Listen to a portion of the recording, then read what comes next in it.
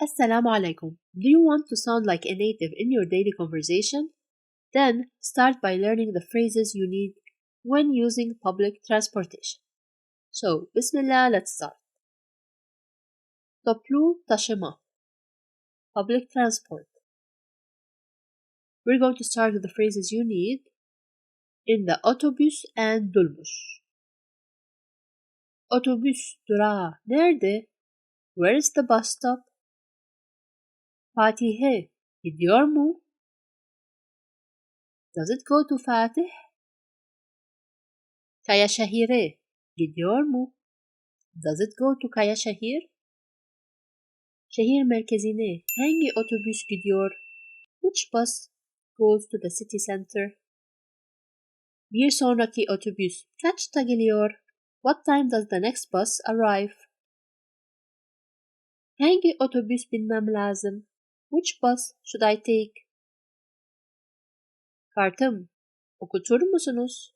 Can you punch or read my card?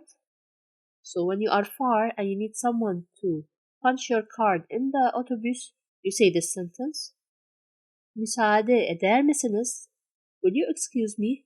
This is used when it is crowded in the bus or dolmuş and you want to pass. Düğmeye basar mısınız? Can you press the button? Müsait bir yerde inebilir miyim? Can I get off at a suitable place?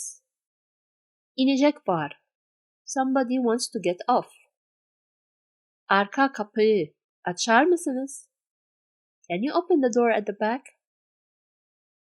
Orta kapıyı açar mısınız? Can you open the door at the middle?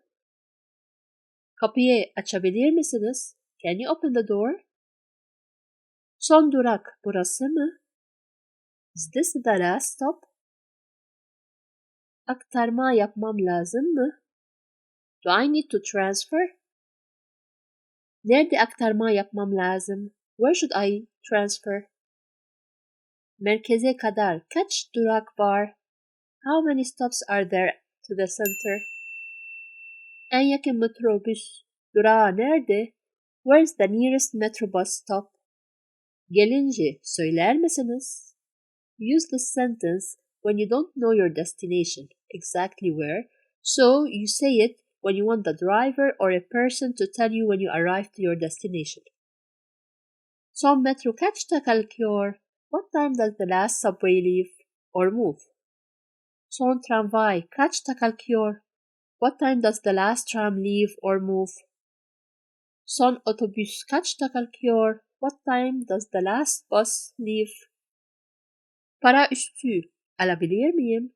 Can I have the change? Para üstü kimin? Who is the change for? Uzatır mısınız? Can you pass? And we mean here, when you are in a dolmuş and it's very crowded, you cannot pass the money. You say uzatır mısınız? You give it to someone and you tell him the sentence so that he gives the money to the driver. Burası neresi? Where is this place? Bir öğrenci alır mısınız? You say it when you want the driver to charge for a student, which is cheaper than charging for an adult. Next, we're going to say the phrases that you need to use in a taxi. Dümdüz, go straight. Buradan sağa, from here to the right. Köşeden sola, from the corner to the left. Acelem var, I am in a hurry. Vaktim var, I have time. Lütfen daha yavaş gidiniz. Please go slower. Lütfen burada durunuz. Please stop here. Bir dakika bekleyiniz.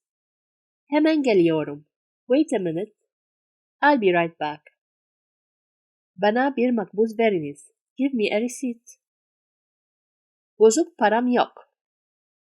I don't have exchange. Durakta inebilir miyim? Can I get off at the stop? And we mean here the bus stop. Biraz ileride ineceğim. I will get off a little to the front. Ücret ne kadar? What is the price or the fee? Are these phrases useful and you plan to use them in the future?